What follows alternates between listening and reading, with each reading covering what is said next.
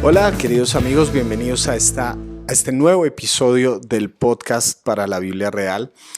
Hoy quiero hablar con ustedes sobre un tema que me llama mucho la atención y tiene que ver con la distancia que nosotros tenemos con la Biblia y con lo que en ocasiones se pudo haber experimentado allí. Y a veces la leemos y yo entiendo eso. Cuando leemos ciertos relatos decimos, pero uy, ¿cómo puede ser esta la palabra de Dios? Relatos cargados de un montón de cosas terribles, de sangre, de muerte, de asesinatos, de genocidios. Y lo peor es que no simplemente se relata eso, sino que en ocasiones se pone a Dios como respaldo de esas cosas. Y de verdad es un tema bastante amplio. Muchas investigaciones teológicas son hoy en día. De hecho, algunas personas hoy en día el nuevo ateísmo lo llaman ateísmo moral, porque en realidad no hay argumentos últimos ni es demostrable la no existencia de Dios, y entre paréntesis tampoco es demostrable la existencia de Dios. Hay un libro fantástico de un autor cristiano que se llama Timothy Keller, que se llama En defensa de Dios, y él habla de indicios de la existencia de Dios y que la fuerza de esa cantidad de indicios eventualmente podría demostrar la existencia de Dios.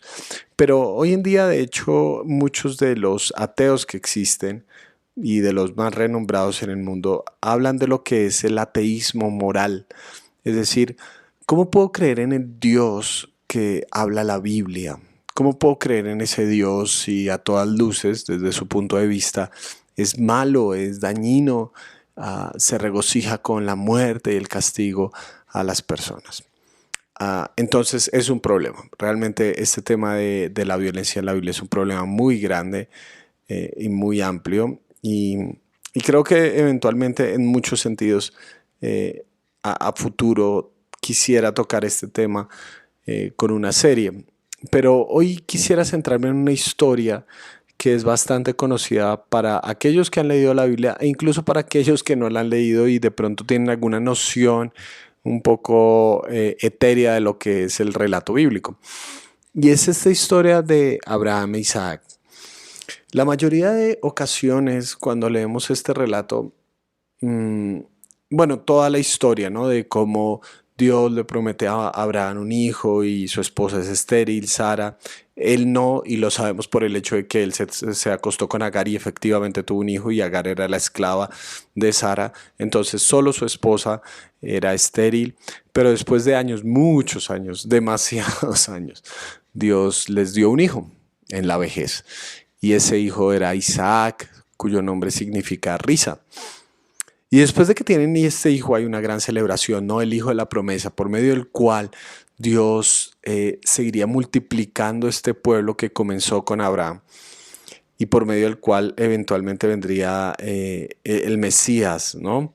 Pero antes de que todo eso ocurra, hay una historia muy llamativa y es que después del nacimiento de Isaac, cuando Isaac ya ha crecido, es un muchacho, un preadolescente, saliendo de la niñez, ¿no? Abraham recibe una prueba, literalmente. Dice así Génesis 22, pasado cierto tiempo, Dios puso a prueba a Abraham y le dijo, Abraham, aquí estoy, respondió. Y Dios le ordenó, toma a tu hijo, el único que tienes y al que tanto amas, y ve a la región de Moriah. Una vez allí, ofrécelo como holocausto en el monte que yo te indicaré. Cuando leemos esto, decimos, ¿qué es eso? O sea, Dios, esta es la primera vez que en toda la Biblia, la primera vez que aparece la palabra amor. El hijo al que tanto amas. Y la primera vez que aparece la palabra amor es un hijo, un padre ama a su hijo al que tanto ama. Dios se lo pide para que lo asesine, ofrecerle un holocausto. Es asesinar a un joven, asesinar a un niño. ¿Por qué Dios demanda esto? Y lo que pasa en el versículo 3 es aún más interesante porque dice, Abraham se levantó de madrugada, ensilló a su asno, También cortó la leña para el holocausto y junto con dos de sus criados y su hijo Isaac se caminó hacia el lugar que Dios le había indicado. Esa es una de las cosas más interesantes y es porque Dios le da esta orden a Abraham y Abraham no rehúsa, ¿no? Simplemente dice, bueno, se pone en acción, ¿no? ¿Por qué? ¿Por qué Abraham no pregunta cómo se hace un holocausto, no? Porque esa podría ser una pregunta. ¿Cómo técnicamente debemos hacer un holocausto? De hecho, en el libro de Levítico encontramos un montón de especificaciones de cómo se debe hacer un holocausto y no incluye nunca el asesinato de seres humanos. Porque Dios no le preguntó, porque, perdón, Abraham no le preguntó por las indicaciones a Dios de cómo se hacía un holocausto. Porque Abraham no dijo, no voy a ofrecer a mi hijo, ¿cómo se te ocurre? Sino simplemente fue allá.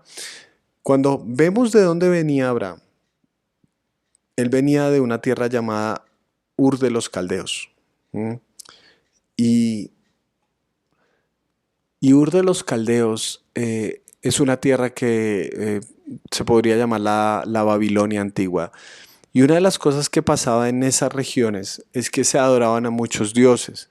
Y cuando la gente estaba adorando a los dioses, les ofrecían un montón de cosas, les ofrecían sus cultivos, sus animales, les ofrecían su tiempo, su vida, pero a medida que estos rituales y estos elementos cúlticos fueron creciendo y propagándose, llegó un momento donde empezó a sacrificarse en culturas como de la cual provenía Abraham el sacrificio de seres humanos, como una muestra de devoción a esos dioses, como una muestra de amor supremo a esos dioses.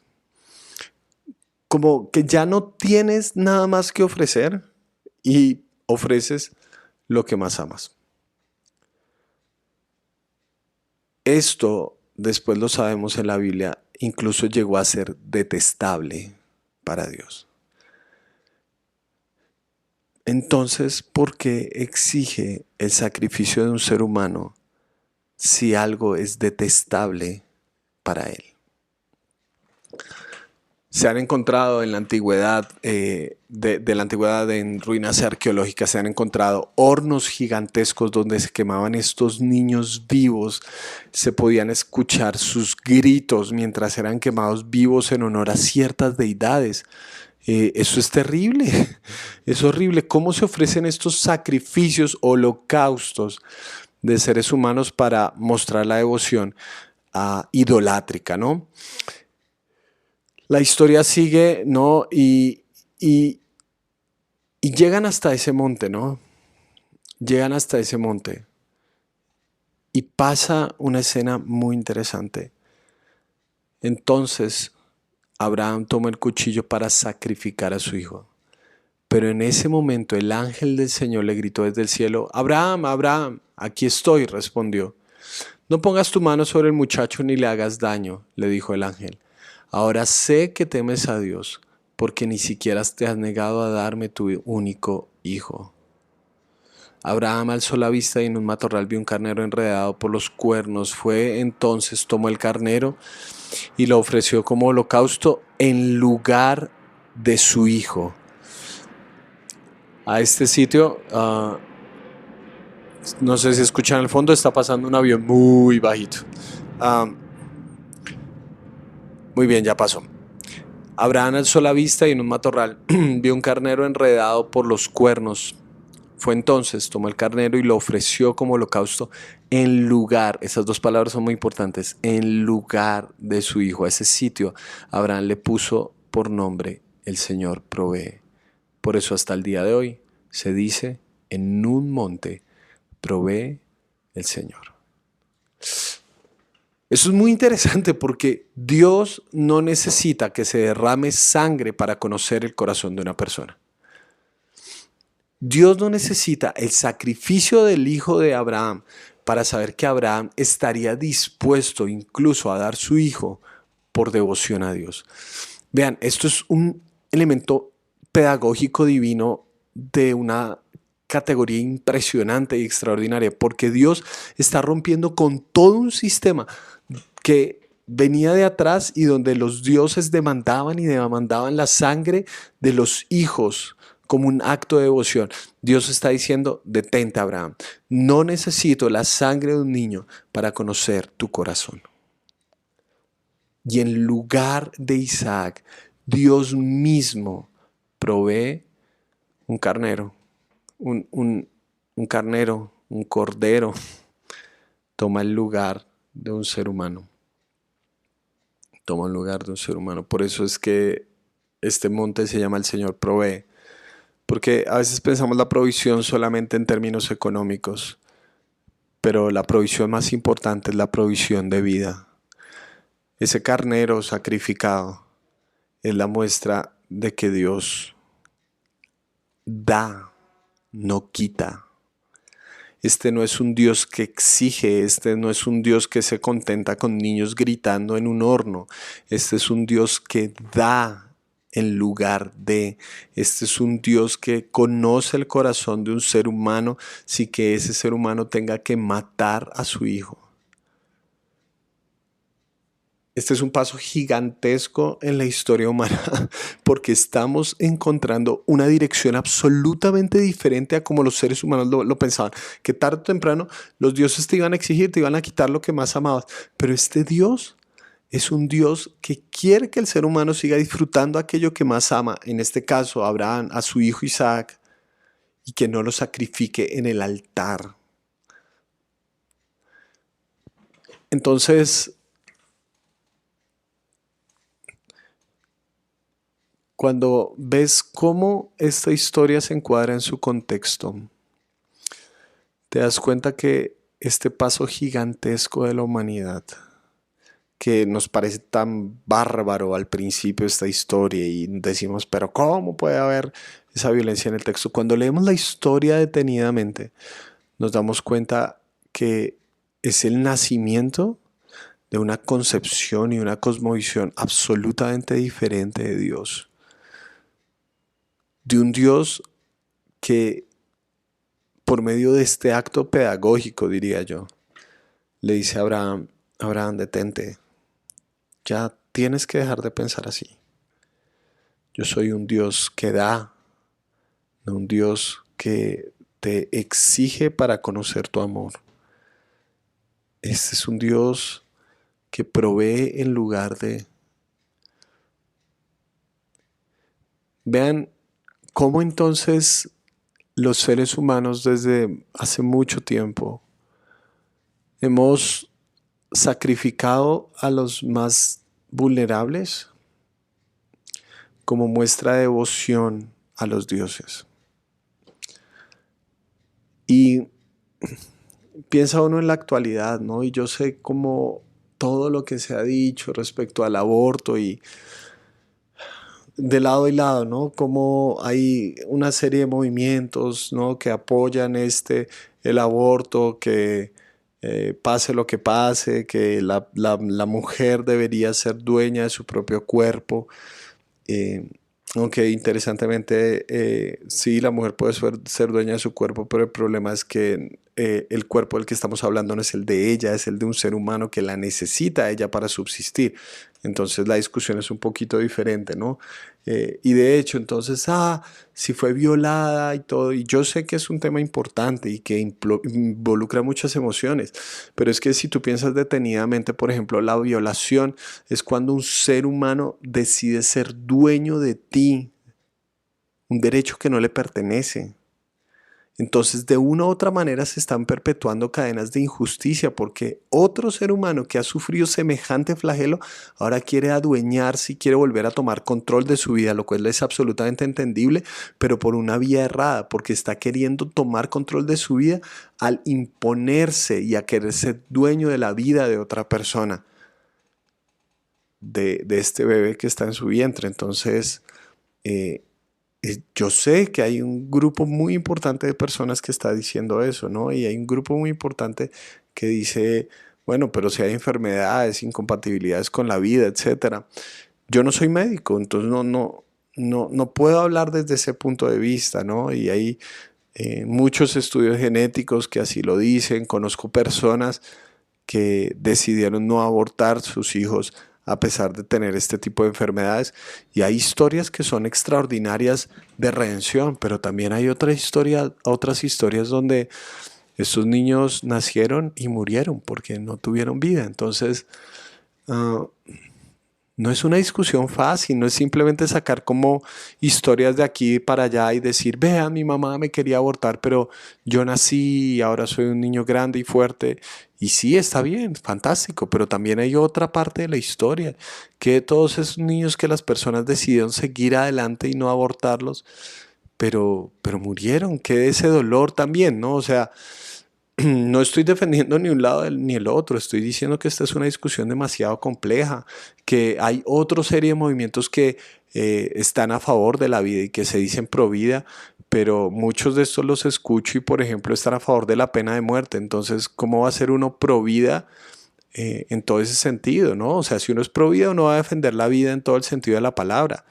El punto es que no es una discusión fácil y yo simplemente quiero traer sobre la mesa un punto de vista más.